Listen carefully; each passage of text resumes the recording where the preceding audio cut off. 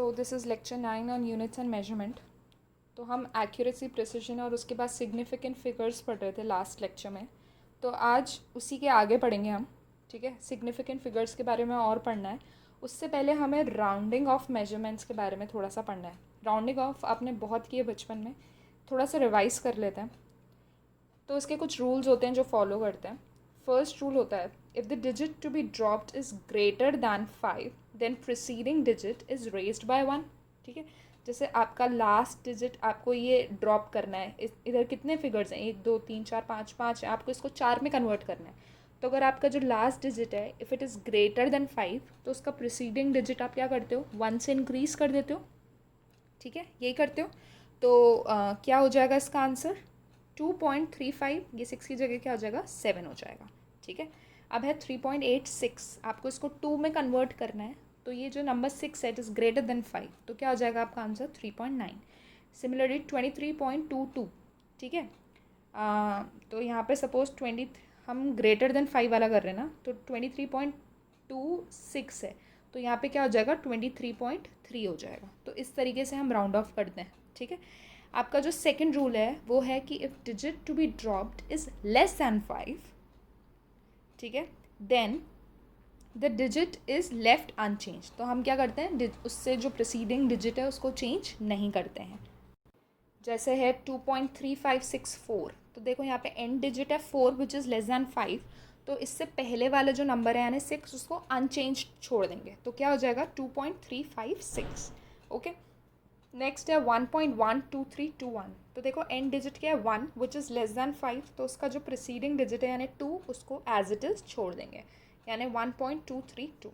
Okay, अब ये तो बात थी 5 से ज़्यादा है या 5 से कम है, लेकिन अगर 5 हो जाए तो क्या होगा। तो बहुत सारे रूल्स होते हैं, इसको समझना है। तो if the digit to be dropped is 5 then, तो किस तरीके के केसेस हो सकते हैं। सपोज़ ये 5 ड्रॉप करना है हमको, तो इसके बाद कुछ नंबर है जैसे 2 है, इसके बाद 0 है, या फिर इसके बाद कोई नंबर ही नहीं है। 3 केसेस होते हैं। तो हम या तो नंबर जो ड्रॉप करना है 5 उसके पीछे कोई नंबर ही नहीं है, या फिर उसके पीछे नंबर है 0, या फिर कोई नंबर है नॉन ज़ीरो। ये 3 केसेस की हम बात करेंगे। ठीक है, तो पहला है कि अगर 5 के बाद कोई भी नॉन ज़ीरो डिजिट है यानी 1 से 5, तो हम क्या करेंगे, उस नंबर को हमेशा बढ़ा देते हैं और 6 लिख देते हैं। जैसे 5.652, तो ये नंबर ड्रॉप करना था 5, उसके बाद एक नॉन ज़ीरो नंबर है, तो हम क्या करेंगे, बस उसको एक इंक्रीज़ कर देंगे, ये हो जाएगा 5.66। 99.55, तो हमें ये 5 ड्रॉप करना है, इसके बाद एक नॉन ज़ीरो नंबर है, तो क्या करोगे, बढ़ा के उसे 6 कर दोगे। ठीक है, 2.3351, 5 के पीछे एक नॉन ज़ीरो नंबर है 1, तो क्या करोगे, बढ़ाकर उसे 6 कर दोगे। समझ आ गया। तो मतलब अगर number two be dropped is 5 और 5 के पीछे कोई भी नॉन ज़ीरो नंबर है, तो क्या करोगे, उसको बढ़ा के लिख दोगे। That's it. ओके, नेक्स्ट है इफ़ नंबर आफ्टर 5 इज़ 0 और there is no number after 5। पहला केस था 5 के पीछे कोई भी नंबर है नॉन ज़ीरो। अब है अगर 5 के पीछे या तो 0 या फिर कोई भी नंबर नहीं है, तो 2 केसेस होते हैं। अब क्या करोगे, 5 का प्रीसीडिंग नंबर चेक करोगे, 5 के पहले कौन सा आ रहा है। अगर 5 के पहले कोई इवन नंबर है तो हम उस डिजिट को चेंज नहीं करेंगे, और अगर कोई ऑड नंबर है तो हम उसको रेज कर देंगे, मतलब +1 कर देंगे उसमें। जैसे फॉर एग्जाम्पल 2.3565, अब ये 5 को ड्रॉप करना है लेकिन इसके पीछे कोई नंबर नहीं है, तो हम क्या चेक करेंगे, प्रीसीडिंग नंबर। इसका प्रीसीडिंग नंबर है 6 विच इज़ इवन, तो हम क्या करेंगे, अनचेंज छोड़ देंगे, मतलब 5 को बस ड्रॉप कर देंगे और नंबर 6 रहेगा एज इट इज़। ठीक है, इधर देखो, इधर हमको 5 को ड्रॉप करना है और 5 के पीछे कोई भी नंबर नहीं है, तो क्या करोगे, इसके पहले वाला नंबर चेक करोगे, यानी 7 ऑड है, तो क्या करोगे, +1 कर दोगे, यानी 8 हो गया। अब ये 5 ड्रॉप करना है लेकिन इसके पीछे 0 है, तो अगेन हमें क्या करना पड़ेगा, प्रीसीडिंग नंबर चेक करना पड़ेगा। Preceding number is 5 which is odd. Odd होगा तो क्या करोगे, रेज बाय 1, तो 5.6। Again this is 5.650, 5.650। 5 को ड्रॉप करना है, पीछे 0 है, तो प्रीसीडिंग नंबर चेक करोगे, इवन है, इवन होगा तो नंबर विल बी अनचेंज, यानी 5.6 होगा, ये गलत है, 5.6 होगा। समझ आ गया। तो 5 वाला थोड़ा सा डिफ़िकल्ट है, एक बार रिवाइज कर लेते हैं। अगर ड्रॉप करना है 5 को, अगर पीछे कोई भी नंबर है विच इज़ नॉट 0, तो क्या करोगे, इसको 6 बना दोगे। अगर 5 के पीछे 0 है या कोई नंबर नहीं है तो हम क्या करते हैं, उसका पहला वाला नंबर चेक करते हैं। पहला वाला नंबर अगर इवन है तो नंबर वही रहेगा, ऑड है तो उसको रेज बाय 1 कर दोगे। ठीक है, तो राउंडिंग ऑफ बहुत इंपॉर्टेंट है। ओके, तो ये कुछ एग्जाम्पल्स दिए मैंने राउंड ऑफ करने के लिए। तो 3.245 मतलब सिर्फ लास्ट डिजिट को राउंड ऑफ करना है, तो ये 5 है। और 5 का कौन सा केस है कि पीछे कोई नंबर नहीं है, तो ऐसे में हम क्या करते थे, इसका प्रीसीडिंग नंबर चेक करते थे। ये है इवन, तो क्या हो जाएगा, नंबर एज इट इज़ रहेगा, मतलब 3.24। ये है 1.736, हमें एंड डिजिट ड्रॉप करनी है, 5 से बढ़िया है तो क्या हो जाएगा 1.74। 6.87 लास्ट नंबर ड्रॉप करना है, 5 से बड़ा है तो क्या हो जाएगा 6.9। 16.856 5 वाला है केस, 5 के पीछे एक नॉन ज़ीरो नंबर है तो क्या हो जाएगा, एक नंबर हम बढ़ा देंगे 16.9 कर देंगे उसको। ठीक है, सॉरी 16.86 हो जाएगा ये। एंड ये क्या हो जाएगा 6.86 अगेन। ऑल राइट, तो अब एक बहुत इम्पॉर्टेंट क्वेश्चन आता है that if two numbers with different significant digits are added, subtracted, divided or multiplied, how many significant digits the answer will contain? अगर मैं दो नंबर को ऐड कर रही हूँ, सपोज एक में 2 सिग्निफिकेंट फिगर हैं, दूसरे में 3 सिग्निफिकेंट फिगर हैं, तो जो आंसर आएगा उसमें कितने सिग्निफिकेंट फिगर्स होने चाहिए। ठीक है, तो इसके लिए हमें कुछ रूल्स पढ़ने हैं। ओके, तो पहला रूल है for multiplication and division. Multiplication और डिविजन के लिए सेम रूल फॉलो होगा। क्या रूल है, in multiplication and division the final result should contain as many significant figures as there are in original number with least significant figure.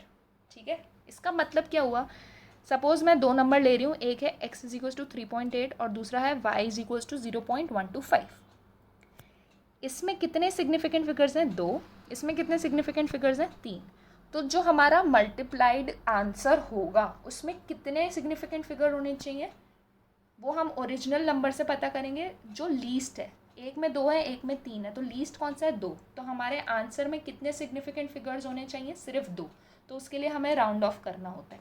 ठीक है, तो x into Y यानी 3.8 into 0.125 जब आपने किया तो आपको आंसर मिला 0.475। अभी इसमें 3 सिग्निफिकेंट फिगर्स हैं, लेकिन हमें कितने चाहिए, सिर्फ 2 सिग्निफिकेंट फिगर्स। तो इसको राउंड ऑफ करोगे तो ये कितना हो जाएगा 0.48।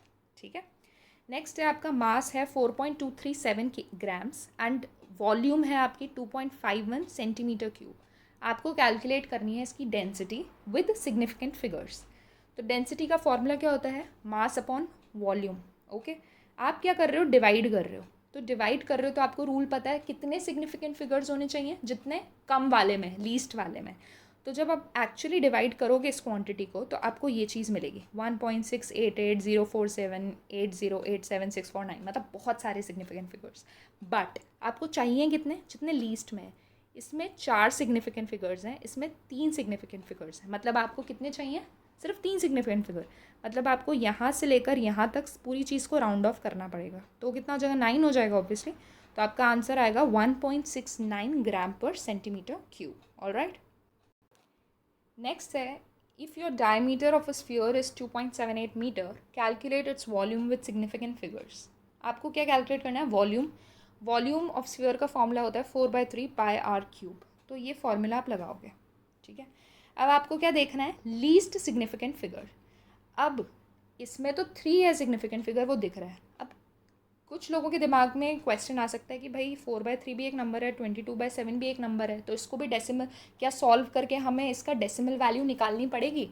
तो आंसर है नहीं। ये क्या है, इधर एक कॉन्स्टेंट्स है, इधर हमने इनको कांस्टेंट की तरह लिया है, और कांस्टेंट का जो सिग्निफिकेंट फिगर्स होता है वो इनफाइनाइट होता है।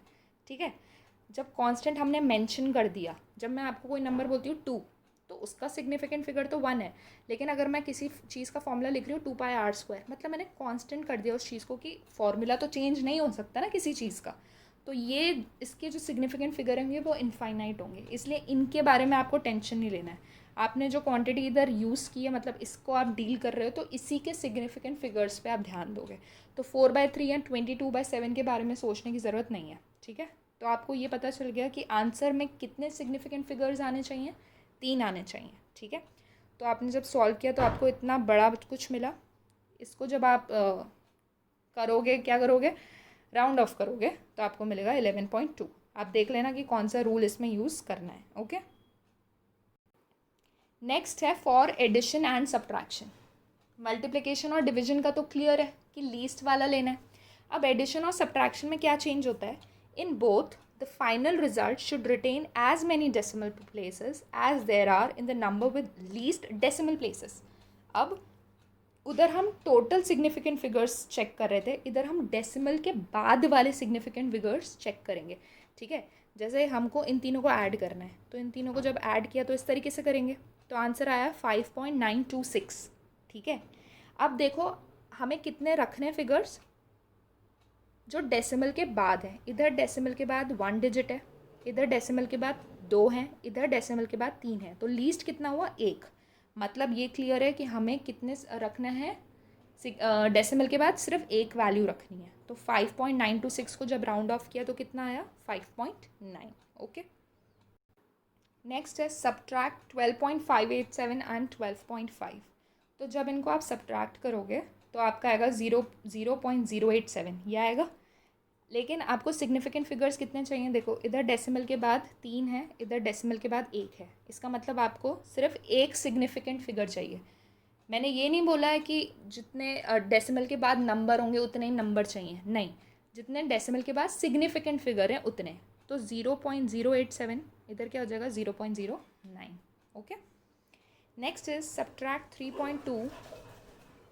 अच्छा, ये जो लास्ट क्वेश्चन है इसमें मुझे थोड़ा सा डाउट है, तो मैं चेक करके बताऊंगी इसको नेक्स्ट वीडियो में कि ये 0.09 होना चाहिए। तो मैं नेक्स्ट लेक्चर में इसका रूल बता दूंगी कंफर्म करके कि क्या होता है। फ़िलहाल के लिए हम नेक्स्ट क्वेश्चन करते हैं।